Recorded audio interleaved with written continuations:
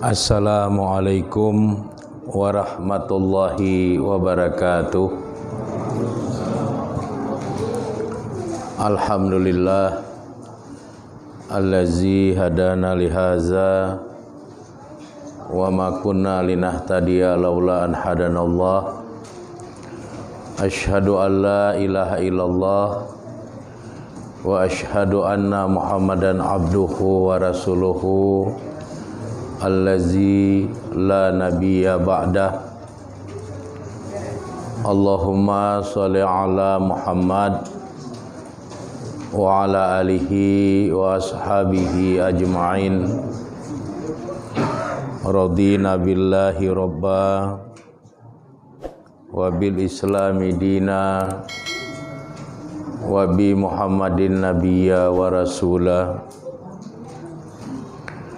Amma yang saya hormati bapak-bapak dan ibu-ibu serta anak-anak kami yang dirahmati oleh Allah Subhanahu wa taala. Puji dan syukur kita sampaikan kehadirat Allah Subhanahu wa taala yang telah menganugerahkan banyak nikmat dalam kehidupan kita, yang telah mengeluarkan kita dari kehidupan yang gelap, kehidupan jahiliyah, kepada kehidupan yang diterangi oleh hidayah dari Allah Subhanahu wa taala. Selanjutnya salawat beriring salam tidak henti-hentinya kita mohonkan kepada Allah Subhanahu wa taala agar tercurahkan kepada Rasulnya Nabi Muhammad sallallahu alaihi wasallam beserta keluarga, para sahabat dan semua pengikut beliau yang setia hingga tegaknya hari berbangkit kelak. Materi pengajian kita pada malam hari ini mengambil judul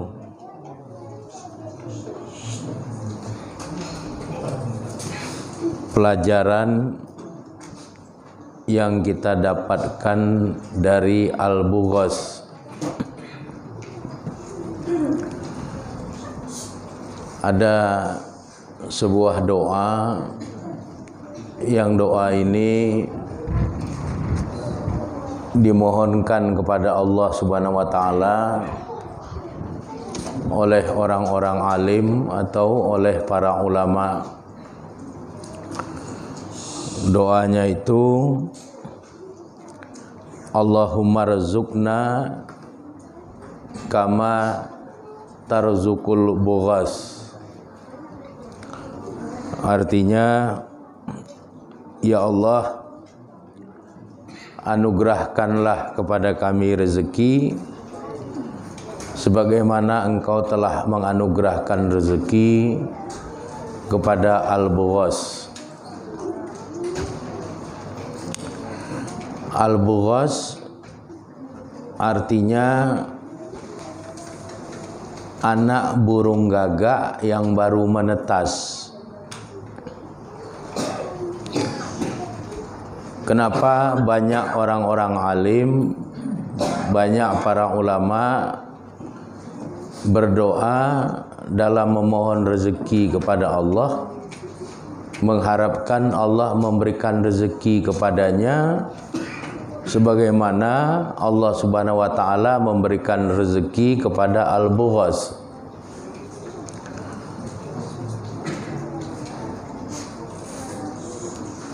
Di dalam penelitian yang ilmiah,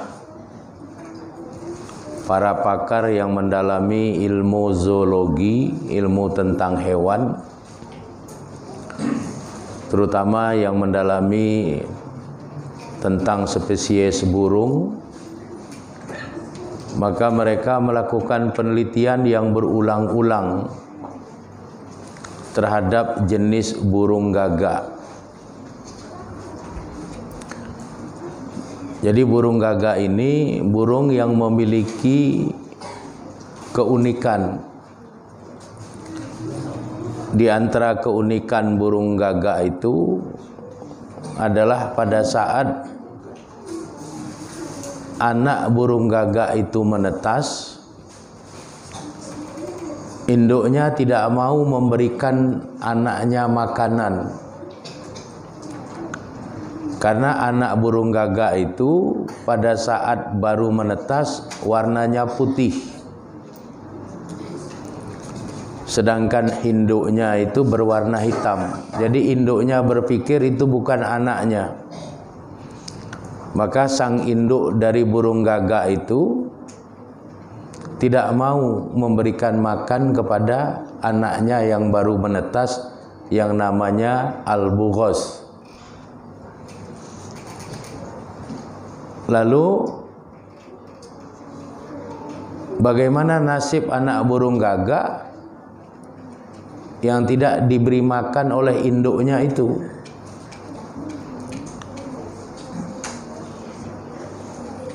Nasib dari al-bughos, anak burung gagak itu yang menentukan Allah. Karena yang menciptakan Allah, maka yang mendatangkan rezeki kepada al-bughos, anak burung gagak itu juga Allah. Meskipun induknya tidak memberi makan, tetapi al-bughos, anak burung gagak yang baru menetas itu tetap dapat makanan. Dengan kemahakuasaan Allah sebagai al-khaliq, sang maha pencipta yang menjamin rezeki makhluk yang diciptakannya. Sehingga setiap kali al-bughos, anak burung gagak itu terasa lapar, Allah membuat suatu mekanisme di dalam tubuh anak burung gagak itu yang bisa mendatangkan rezeki yang bisa dimakan oleh anak burung gagak itu. Apa mekanisme yang Allah ciptakan terhadap al-bughos?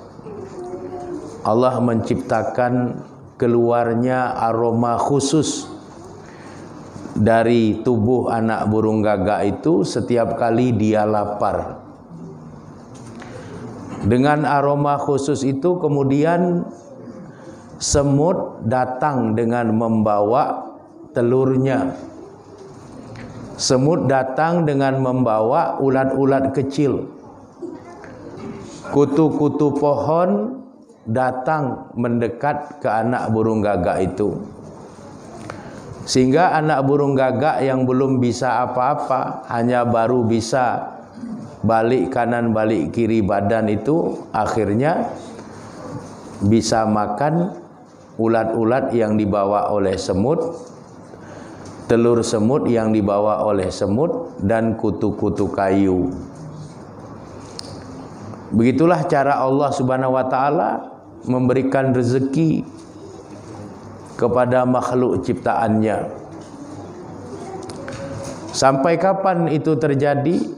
Sampai anak-anak burung gagak itu mengeluarkan bulu berwarna hitam, barulah kemudian induknya kembali untuk memberi makan kepada anak-anaknya, karena induk gagak itu sudah meyakini kalau itu adalah anak-anaknya. Sepanjang bughos, anak burung gagak itu belum ditumbuhi bulu berwarna hitam, maka Allah lah yang memberikan makan, Allah lah yang memberikan rezeki kepada al-bughos, kepada anak-anak burung gagak itu melalui mekanisme kemahakuasaan yang Allah miliki. Oleh karenanya para ulama sering berdoa dengan kalimat Allahumma rzuqna kama tarzuqul bughos.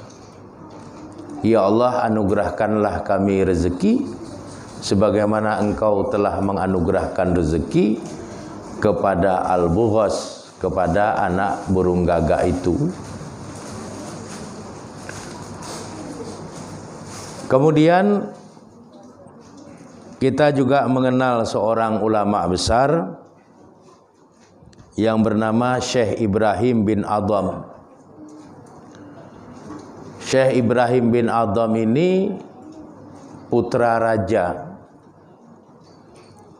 Hidup biasa bergelimang dengan harta dan kemewahan.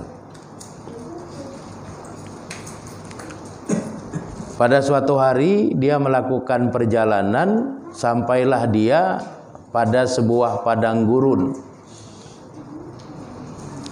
Lalu dia beristirahat sambil memakan roti, dan sisa dari roti yang dia bawa itu ditaruhnya lah di atas tasnya. Tiba-tiba diambil oleh burung gagak. Burung gagak itu terbang rendah.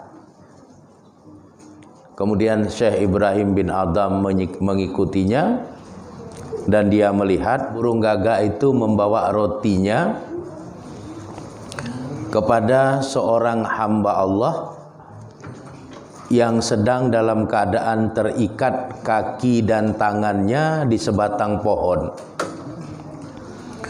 Lalu burung gagak itu memberikan roti itu ke mulut orang yang terikat itu.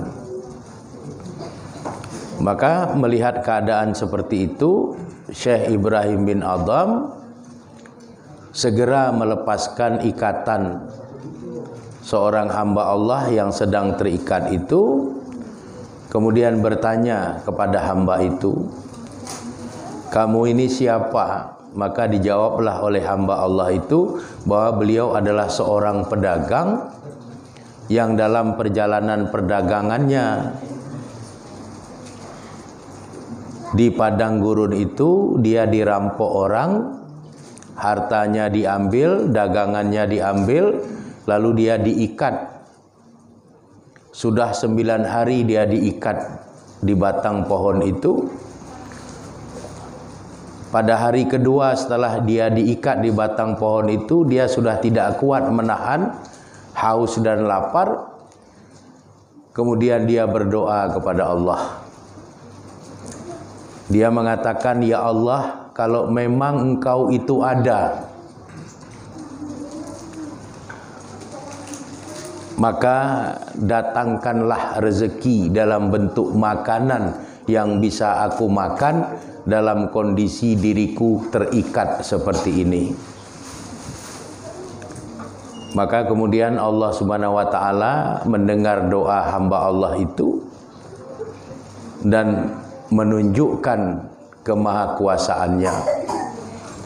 Datanglah burung-burung membawa makanan, dimasukkan ke dalam mulut hamba Allah yang terikat itu. Selama 9 hari dia terus-menerus bisa makan karena diberikan makan oleh burung-burung yang ada di sekitar padang gurun itu. Dan di hari terakhir dia diberikan makan roti oleh burung gagak yang diambil dari rotinya Syekh Ibrahim bin Adham. Melihat keadaan seperti itu, maka Syekh Ibrahim bin Adham bertobat kepada Allah Subhanahu wa taala.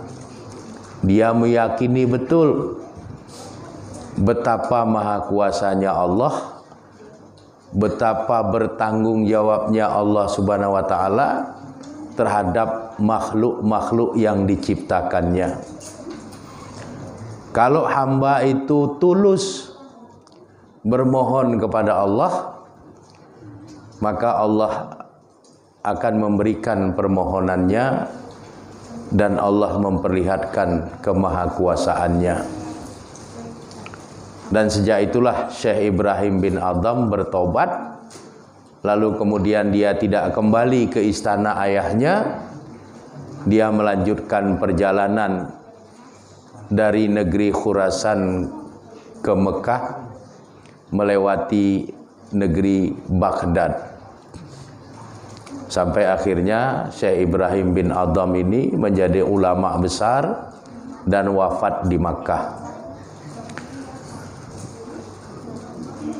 kisah tentang Bughas, anak burung gagak, dan kisah tentang Ghurab, burung gagak dewasa tadi, semuanya memperlihatkan bahwa tidak ada hamba Allah yang tidak mendapatkan rezeki yang sudah menjadi haknya.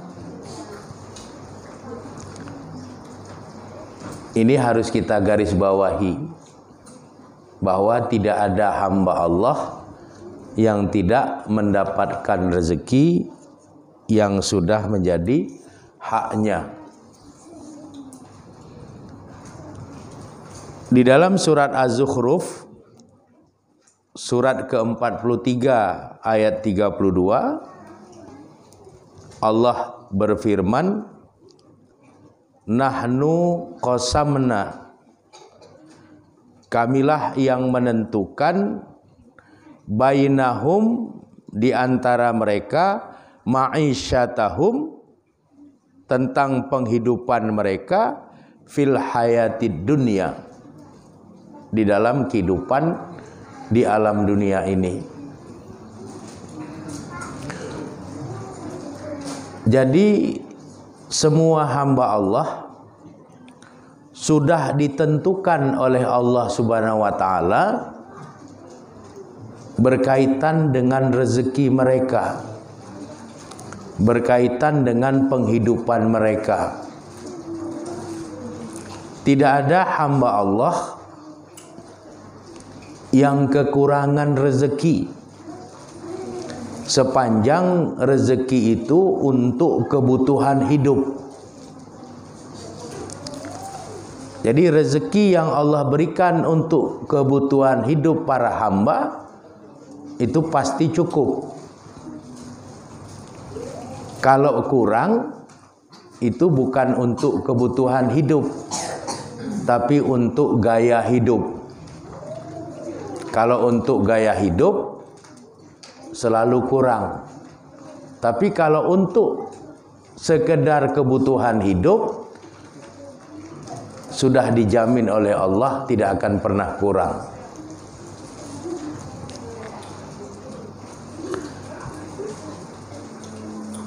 Kemudian di akhir surat Az-Zukhruf ayat 32 ini Allah mengingatkan,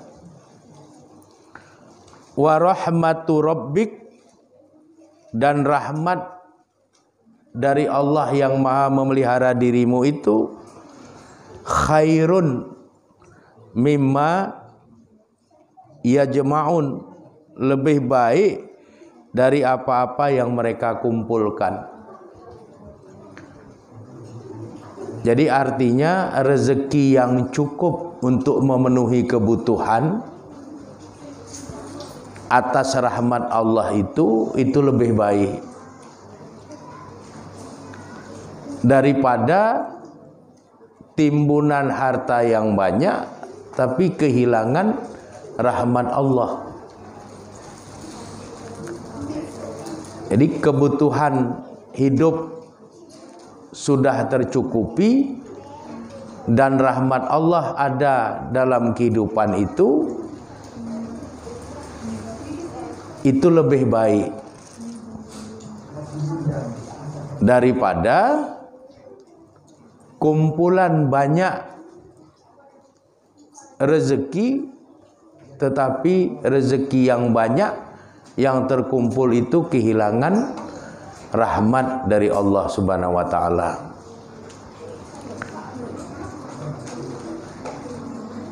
Yang lebih ideal kalau rezeki itu melimpah ruah dan disertai oleh rahmat Allah.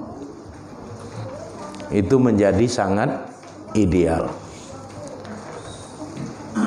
Namun paling tidak kita bisa memperoleh rezeki yang sudah dijamin Allah, meskipun hanya sekedar untuk memenuhi kebutuhan hidup, tapi ada rahmat dan berkah Allah di situ.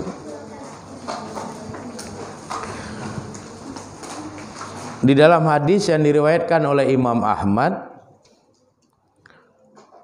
Nabi mengajarkan kepada kita agar kita mengamalkan doa, Allahumma kfini bihalalika. Allahumma kfini bihalalika. Ya Allah, cukupilah hamba dengan rezeki yang halal dari sisimu. An haramika, sehingga hamba tidak memerlukan rezeki yang haram. Wa aghnini bifadlika, berilah hamba kekayaan dengan karuniamu. Aman siwaka, sehingga hamba tidak memerlukan bantuan selain dirimu. Kata Nabi, agar doa ini diamalkan oleh umatnya. Nabi mengamalkan doa ini, para sahabat mengamalkan doa ini, dan Nabi berharap doa ini diamalkan oleh umatnya.